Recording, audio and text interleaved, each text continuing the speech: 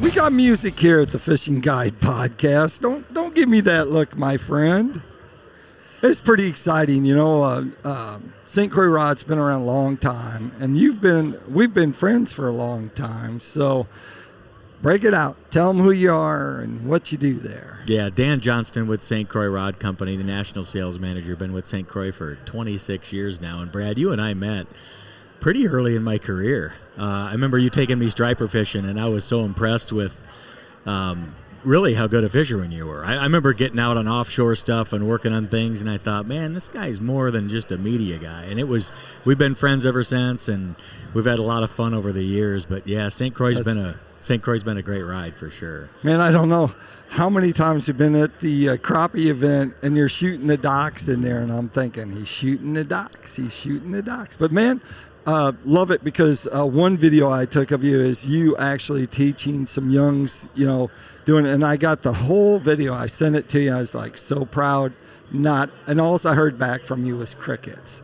Well, so, I know you're busy, but when you're paying your best buddy, paying it forward is all what this is about. You know, I think that we're so blessed to be in this industry, and that crappie dock shooting thing is so addicting. I mean, it really, bass anglers, anybody that likes to be involved with the angling experience, you know, people that want to fish targets and watch high-vis line, and it's so addicting. But to be able to teach kids to do it, and even adults that don't fish much, and get them to learn how to do it, it's so effective, and it's been really fun. And though we're talking about that, you brought over some bass rods to show us. So I know one's got a pretty unique handle that's on there. But tell us a little bit about what you have here and what you brought. Well, Legend Tournament has been around for a long time, and people are familiar with it. Anybody in the St. Croix family or even heard about St. Croix is probably familiar with Legend Tournament Bass. Bass-centric, technique-specific series, but in 23 we launched the newest version of it, which is really awesome, and I'll speak to a couple things about it, okay? It's a 27 model technique-specific series, but what we did, Brad, is we introduced a brand new blank technology called SC4 Plus. Okay. Legend Tournament's always been an SC4 carbon fiber, which is a very high-strain carbon blank running linear. The Plus is a secondary fiber. In St. Croix, we build our own blanks. Right. So at the early stage of the blank manufacturing process, there's a second carbon fiber literally overlaid over the primary carbon fiber. So there's two, and in every model, it's different. So it's like a custom rod series, and it turned out just amazing. I call it fishy. It protects line. It delivers baits great. You feel everything with it. It's been really outstanding. USA built. Great series for us. So you talk about a series of rods. They're bass rods, they're spinning rods, bait casters. What are they? They're bass technique specific. Absolutely targeted for bass. So bait casters and bait caster and spinning. Absolutely. Do you know? Do you happen to know the techniques or some of them? Yeah, I mean, we really cover. I'm not ever going to say we cover everything. Right. But if you look at your jerk bait, topwater, you know, square bill, worm, bottom contact, moving bait, I could go on and on. But one thing we really did that's cool within Legend Tournament is there's a few models, a new technology called IACT. And what IACT is really cool because it's a carbon fiber primary layup, but then it has linear S-glass with it. So now think about this. Now you've got your softer deflecting glass feeling rod to pin up fish with moving baits, specifically treble hooked crankbaits. Right. But it has the diameter and weight of carbon. So that is a wheelhouse deal because all of us love how fish get glass, right? They just get the bait so well, but they're big and bulky and clunky, and some people just don't like to throw them, and this thing you can throw all day. So that's another technology in Legend Tournament. Right. So you got another rod that's sitting here. What's up with that rod? Because I noticed that it's different. Right away you notice it's different. If someone's shopping or going down, I guess, Bass Pro Shop and down the aisle and they see something, they're going to notice this, aren't they? You should have seen TSA when I tried to fly one of these through the airport. Oh, my God. I have a little cut-down version. Right. And the guy literally, he went like this, like, dude, what is that? Because obviously, if you look at it, you think you could do, Right. So, but basically, it came out of the muskie market. Right. And in Legend Tournament muskie, which we have Legend Tournament bass, Legend Tournament muskie, and Legend Tournament walleye. But these are bass swim bait rods, and what it does, and Brad, you know this, throwing big baits. Right. In some cases they wear you out. Look at the A-rig. Look at some of the giant swim baits we're throwing. And when you get your wrist too much involved, like in the past for years, just ergonomically they just wear you out. A-rig, they bite it great, but you want to put it down after 20 casts. Well, what this does is you become one. It locks in. Just hold that thing and they're just like that. Wow. See how it catches you right there, and you just feel like you could pull a skid loader with it. So it's really Gives all you about that support absolutely. that's underneath there. Yeah, it's called Grasp technology. It's only in 3 rods in Legend Tournament bass, and they're all heavy swim bait models. Really? Yeah, it's been an eye-opener. We're here at Red Crest, and we're showing that rod, and people are like, man, that makes so much sense. And a lot of people really even haven't seen it yet. Right. So it's got kind of a grippy, the handles feels kind of grippy. It's not like something that's slippery. It's not, but again, the way you set that up with all of your fingers ahead of it, it's really a non-issue because it's more of a stability factor on how that thing locks in. And you imagine this: if I were holding onto something like this and somebody tried to pull something, I'm a lot stronger when I'm like this. Oh, right? absolutely. And if you think about an A-rig coming back to you 200 times in a day, that thing's pulling on you. So it's just so much more comfortable in your wrist and your hand and all the way through. So this has been a really cool addition in the series, and all of the muskie rods in Legend Tournament have this. Oh, really? Only 3 of them in bass do. Yep. Oh, and the bass ones, what's the length? 7 foot, 7'10"? Yeah, there's a 7'10". Right. And then we have heavy fast and heavy extra fast and extra fast, and so they're for those great big depths, right? Glide baits, big swim baits, A-rigs, anything like that that's going to wear you out. Let's talk about rod action, because now we've talked about these 2 lures or these 2 rods that are laying there. Let's talk about rod action, because I know whenever I open up the catalog and I look at it, all of a sudden my mind kind of blows into a million pieces, like fast action, slow action on this rod tip. What does that mean? How do I know which one to pick? Well, first of all, it's a great question, and I would say this: I'd back up and let's talk about power and action. Okay. Because they're mutually exclusive, but they work together. That sounds oxymoronic, but that's the truth. So power is the overall duress or force it takes to load the entirety of the blank. So a medium would be lighter than a heavy. Right. A heavy would be lighter than an extra heavy. Action is where does the rod bend along the blank.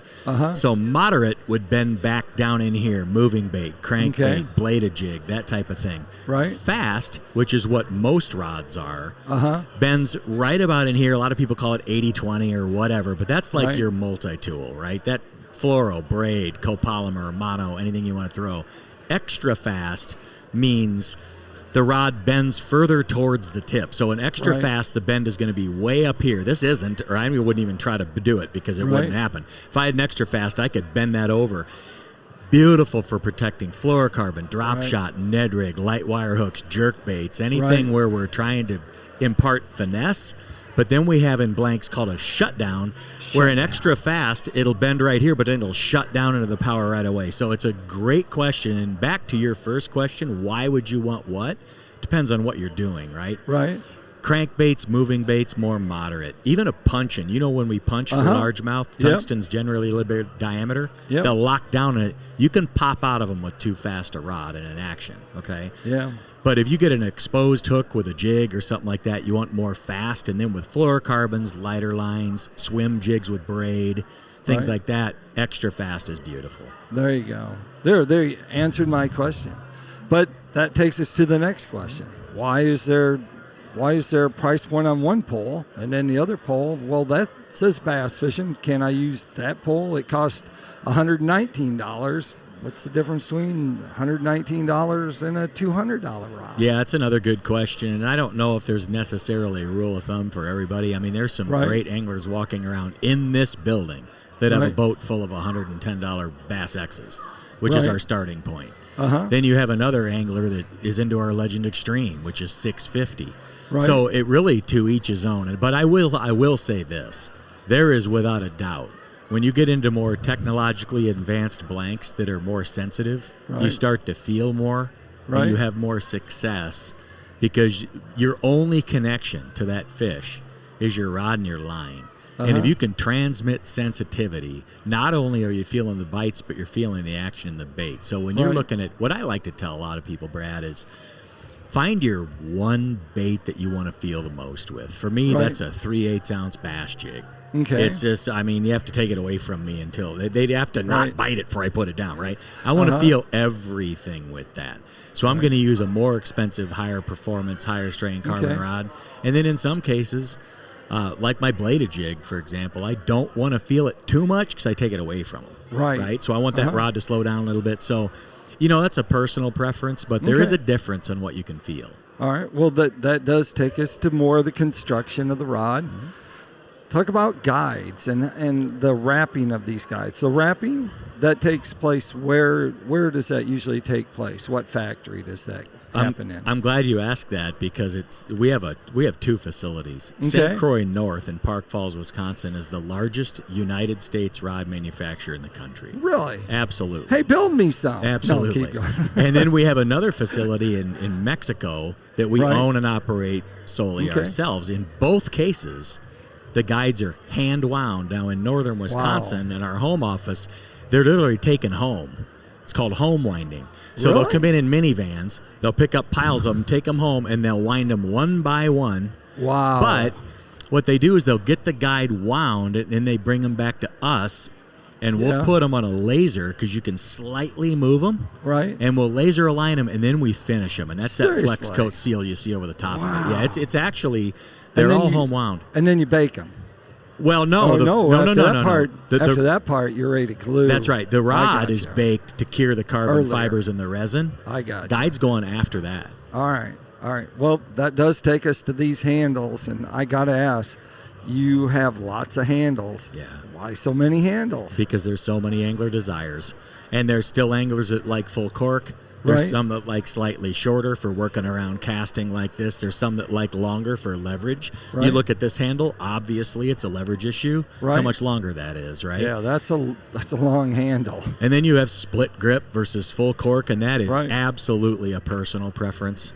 Both work great, and we have anglers that will debate you on either way, and both are right. Right. There you go. So that leaves us with a little time. Let's talk fishing because I'm tired of talking about fishing poles. But longest rod that you normally fish with. What's the longest rod St. Croix has? They have an 8.5 foot snooky rod for those. We do. We have salmon. We have them longer than that in multi-piece, but that depends on species. We could talk about fly, salmon, steelhead. But if we want to truncate it down to bass, for example, we're a 7-11 right now, and part of that's freight. You get longer than 8 foot. It's very difficult for us to get you one without you paying a fortune. But I think it's a good segue to talk about why rod length. Okay. Right? You know, because that's a great question. And generally speaking, this is how I answer that. There's not necessarily one length for everything, and there's a reason for that. If you're flipping or punching, for example, the reason why you want something a little longer is multifold. Number one, if you think about it, if I flip this thing out and I'm set up, that longer rod's going to get a better angle attack on the water, right? Okay. Secondly, I'm going to pick up more line on the hook set because of the longer rod. It's just physics. It's going to pick up more slack. If I get one swimming with me, it's going to pick up line. If I get bit way out on a cast on a wide open point with a football jig, it's going to pick up more line. The converse of that, you and I are going down a bank flipping laydowns with a spinnerbait, and we're from 20 foot away from the target. That 7.5, 7.11 would be too much. We wouldn't hit the broadside of a barn with it, right? Right. So it depends on what we're doing with it, but the longer rods throw farther and they pick up more line and they control fish. The shorter rods are much more accurate. A lot of forward-facing, like Demiki rig type stuff, right under you, video game stuff. That longer rod can work against you. Right. Because the tip's closer to your hand, you have more control over it. If that makes sense. There you go. Yeah. There you have it. Hey, that takes us over to PICO to Tackle Time, which is sponsored by PICO Lures. They have a complete line of hard and soft baits. For everything you're throwing on your St. Croix rod, PICO's got it for sure, and it's going to catch some game fish, big stripers, largemouth. Of course, we said stripers, but any of those game fish, that's what we're talking about. Check them out at PICOLures.com. If they want to check out more about St. Croix Rods, where can they look? Where can they find the information? Yeah, any authorized St. Croix dealer, right on our dealer website, dealer locator, but stcroixrods.com, you'll get everything you need to know. There you go. There you have it. Like I always like to end the show, make sure you keep your hooks sharp and on the water.